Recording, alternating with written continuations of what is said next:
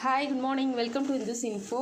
நேற்று டெலகிராமில் நம்ம தன்னார்வலர் ஒருத்தர் ஒரு மெசேஜ் ஒரு பதிவு போட்டிருந்தாங்க. அதை பார்த்ததும் எனக்குமே கொஞ்சம் ஃபீல் ஆயிடுச்சு. அது என்ன பதிவுன்னு பாருங்கள். இல்லம் தேடி கல்வி தன்னார்வலரின் பதிவு ஐடிகே டெலகிராமில் வந்த தகவல்.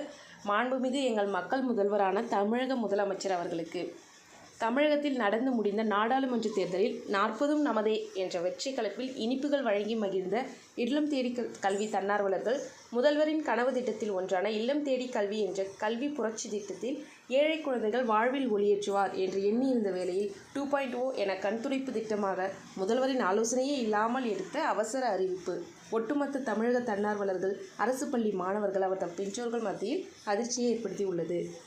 கிராமப்புறங்களில் மாலை பள்ளி முடிந்ததும் வீடு செல்லும் குழந்தைகளில் பெரும்பான்மையோர் ஏழை குழந்தைகளே.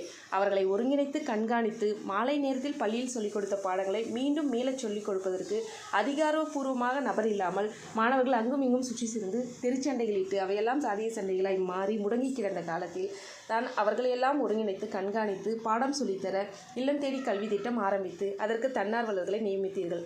அதனால் பள்ளி முடித்து வீடு வந்து புத்தக பைகளை ஏதோ ஒரு மூலையில் தூக்கி வீசிவிட்டு மறுநாள் காலையில் பள்ளி செல்லும்போது மட்டுமே புத்தக பைகளை தேடி பார்க்கும் காலம் மறைந்து மாலை நேரத்தில் எல்லா குடியிருப்புகளிலும் உள்ள மாணவர்களை கையில் புத்தகத்தை எடுக்க வைத்த பெருமை மாண்புமிகு முதல்வர் தங்களையே சாரும்.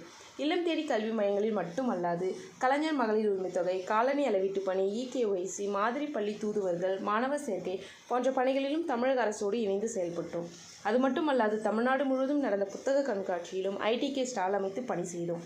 முதல்வர் எங்கள் உழைப்பிற்கு உரிய அங்கீகாரம் வழங்கி ஏழை குழந்தைகள் வாழ்வில் ஒளியேற்ற இல்லம் தேடி கல்வி திட்டம் என்ற உன்னதமான திட்டத்தை தொடர்ந்து நடத்த உத்தரவு பிறப்பிப்பார் என்றே எங்கள் ஆழ்மனதில் நம்பிக்கையை விதைத்து வைத்தோம்.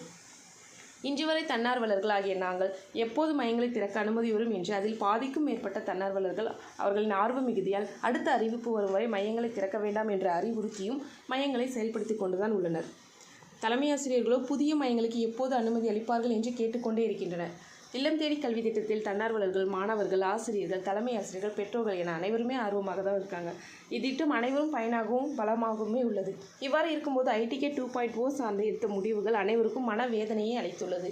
ஆகவே எடுத்த முடிவை மாற்றி மீண்டும் மையங்கள் செயல்பட அனுமதிக்க வேண்டும்.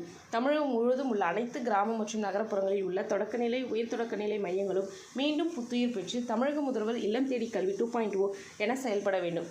தன்னார்வலர்கள் சார்பாக நாங்கள் வைக்கும் கோரிக்கை இது. மீண்டும் மாலை நேரத்தில் புத்தக பைகளுக்குள்ளே புத்தகங்கள் முடங்கி கிடப்பதற்கு அல்ல. இப்போது போல் எப்போது மாலை நேரத்திலும் தமிழகத்தில் உள்ள அனைத்து மாணவர்களின் கைகளிலும் புத்தகங்கள் தவழ நம் தமிழ் மாணவ சமூகம் புத்தகம் என்ற ஒற்றை ஆயுதத்தை மட்டுமே கையில் ஏந்த வேண்டும் என்ற நல்லெண்ணத்தில் விளைந்த கருத்துக்கள் இவை.